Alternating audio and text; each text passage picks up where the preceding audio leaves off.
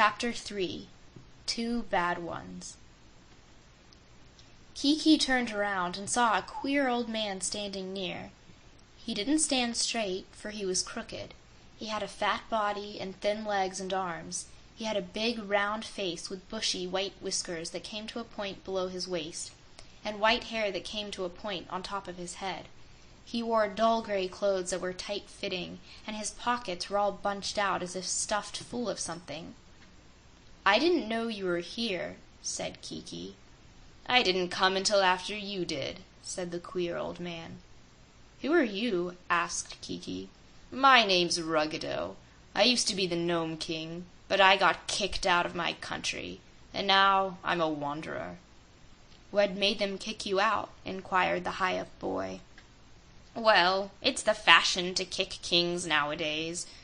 I was a pretty good king to myself, but those dreadful Oz people wouldn't let me alone, so I had to abdicate." "What does that mean?" "It means to be kicked out. But let's talk about something pleasant. Who are you, and where did you come from?" "I'm called Kiki Aru. I used to live on Mount Munch in the land of Oz, but now I'm a wanderer, like yourself." The Gnome King gave him a shrewd look. "I heard that bird say that you transformed yourself into a magpie and back again. Is that true?" Kiki hesitated, but saw no reason to deny it. He felt that it would make him appear more important. "Well, yes," he said. "Then you're a wizard?" "No, I only understand transformations," he admitted. "Well, that's pretty good magic anyhow," declared old Ruggedo. "I used to have some very fine magic myself, but my enemies took it all away from me. Where are you going now?" "I'm going into the inn to get some supper and a bed," said Kiki. "Have you got the money to pay for it?" asked the gnome. "I have 1 gold piece." "Which you stole. Very good. And you're glad that you're wicked. Better yet. I like you, young man, and I'll go to the inn with you, if you'll promise not to eat eggs for supper." "Don't you like eggs?" asked Kiki. "I'm afraid of 'em. They're dangerous," said Ruggedo, with a shudder. "All right," agreed Kiki. "I won't ask for eggs." "Then come along," said the gnome. When they entered the inn, the landlord scowled at Kiki and said, "I told you I would not feed you unless you had money." Kiki showed him the gold piece. And how about you?" asked the landlord, turning to Ruggedo. "Have you money?"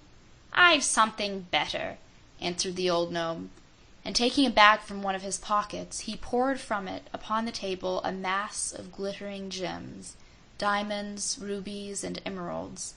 The landlord was very polite to the strangers after that. He served them an excellent supper, and while they ate it, the hired boy asked his companion, "Where did you get so many jewels?" "Well, I'll tell you," answered the gnome. "When those Oz people took my kingdom away from me, just because it was my kingdom and I wanted to run it to suit myself, they said I could take as many precious stones as I could carry. So I had a lot of pockets made in my clothes and loaded them all up. Jewels are fine things to have with you when you travel. You can trade them for anything." "Are they better than gold pieces?" asked Kiki. "The smallest of these jewels is worth 100 gold pieces, such as the one that you stole from the old man." "Don't talk so loud," begged Kiki uneasily. "Someone might hear what you're saying." After supper they took a walk together, and the former Gnome King said, "Do you know the Shaggy Man and the Scarecrow and the Tin Woodman and Dorothy and Ozma and all the other Oz people?" "No," replied the boy. "I have never been away from Mount Munch until I flew over the Deadly Desert the other day in the shape of a hawk." "Then you've never seen the Emerald City of Oz?" "Never." "Well," said the gnome, "I know all the Oz people, and you can guess I do not love them. All during my wanderings I have brooded on how I can be revenged on them. Now that I've met you, I can see a way to conquer the land of Oz and be king there myself, which is better than being king of the gnomes." "How can you do that?" inquired Kiki Aru wonderingly. "Never mind how. In the first place, I'll make a bargain with you. Tell me the secret of how to perform transformations, and I will give you a pocketful of jewels, the biggest and finest that I possess." "No," said Kiki, who realized that to share his power with another would be dangerous to himself. "I'll give you 2 pockets full of jewels," said the gnome. "No," answered Kiki. "I'll give you every jewel I possess." "No, no, no," said Kiki, who was beginning to be frightened. "Then," said the gnome, with a wicked look at the boy, "I'll tell the innkeeper that you stole that gold piece, and he will have you put in prison." Kiki laughed at the threat. "Before he can do that," said he, "I will transform myself into a lion and tear him to pieces, or into a bear and eat him up, or into a fly and fly away where he could not find me." "Can you really do such wonderful transformations?" asked the old gnome, looking at him curiously. "Of course," declared Kiki. "I can transform you into a stick of wood in a flash, or into a stone, and leave you here by the roadside."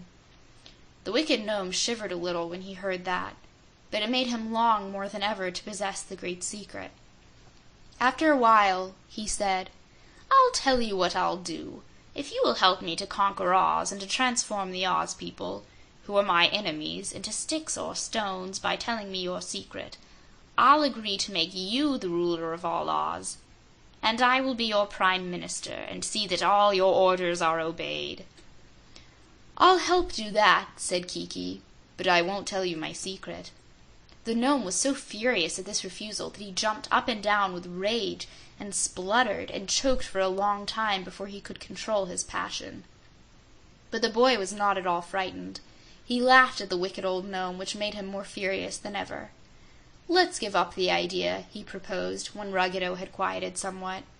"I don't know the Oz people you mention, and so they are not my enemies. If they've kicked you out of your kingdom, that's your affair, not mine." "Wouldn't you like to be king of that splendid fairyland?" asked Ruggedo. "Yes, I would," replied Kiki Aru, "but you want to be king yourself, and we would quarrel over it." "No," said the gnome, trying to deceive him. "I don't care to be king of Oz, come to think it over. I don't even care to live in that country. What I want first is revenge. If we can conquer Oz, I'll get enough magic then to conquer my own kingdom of the gnomes, and I'll go back and live in my underground caverns, which are more homelike than the top of the earth. So here's my proposition.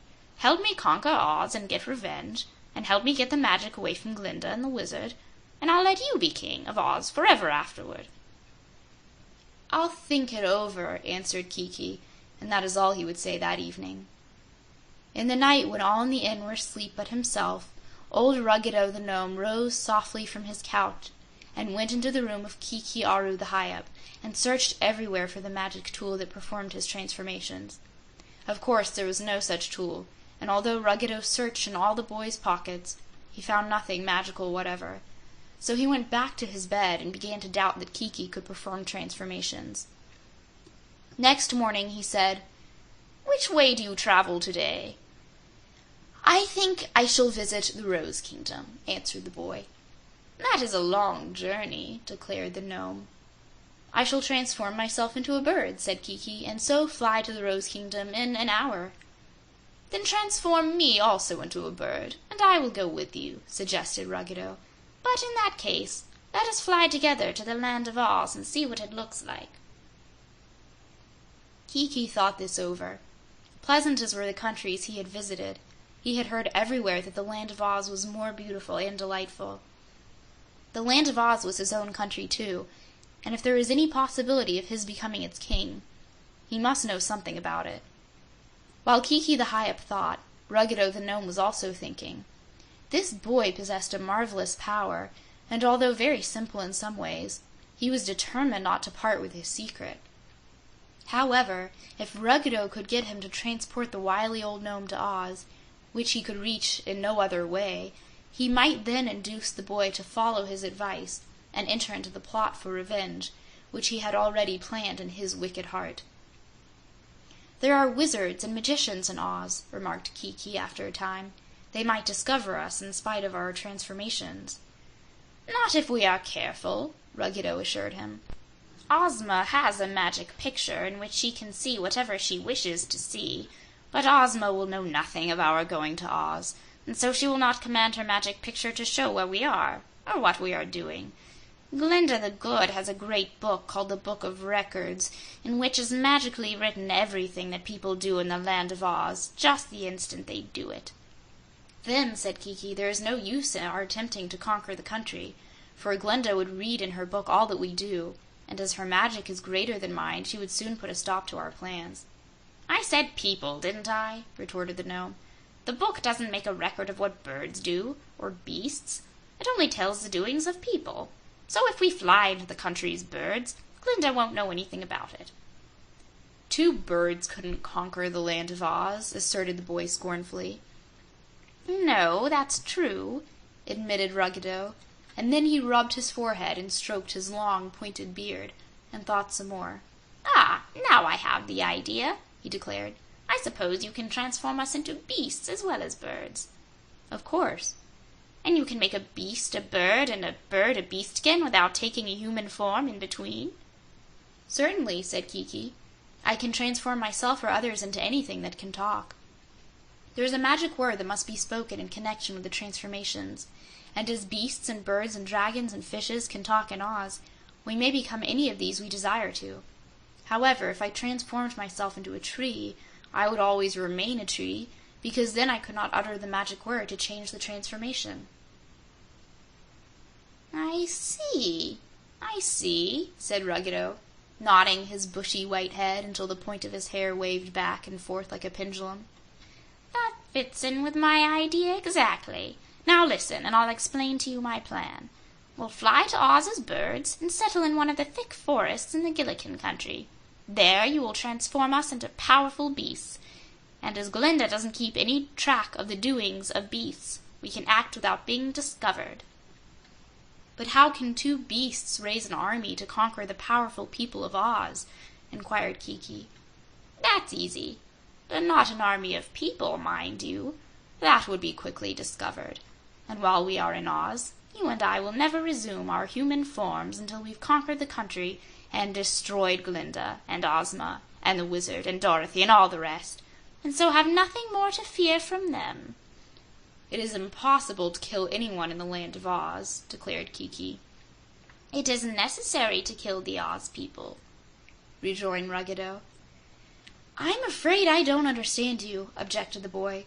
"What will happen to the Oz people, and what sort of an army can we get together, except of people?" "I'll tell you. The forests of Oz are full of beasts. Some of them in the far-away places are savage and cruel, and would gladly follow a leader as savage as themselves. They have never troubled the Oz people much, because they had no leader to urge them on. But we will tell them to help us conquer Oz, and as a reward we will transform all the beasts into men and women, and let them live in the houses and enjoy all the good things. And we will transform all the people of Oz into beasts of various sorts, and send them to live in the forests and the jungles. That is a splendid idea, you must admit, and it's so easy that we won't have any trouble at all to carry it through to success." "Will the beasts consent, do you think?" asked the boy. "To be sure they will. We can get every beast in Oz on our side, except a few who live in Ozma's palace, and they won't count." End of chapter 3.